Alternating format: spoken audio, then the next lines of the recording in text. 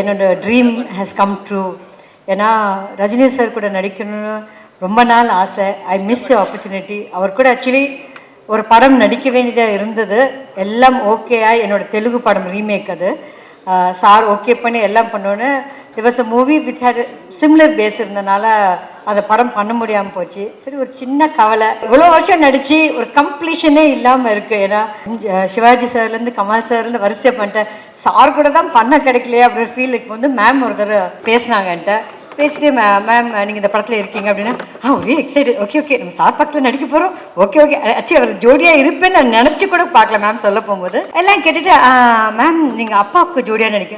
சரிங்க மேம். என்ன மேம் சொன்னீங்க, என்ன சொன்னீங்க அப்படின்னு அப்பாவுக்கு நிச்சயமாக கிள்ளிலான்னு பார்த்து ரொம்ப எக்ஸைட் ஆகிட்டேன். ரொம்ப தேங்க்ஸ் மேம். என்னோட இண்டஸ்ட்ரி கம்ப்ளீஷன் உங்களால் நடந்தது. ரொம்ப ரொம்ப ரொம்ப thanks. I'm very honoured and thrilled working with sir because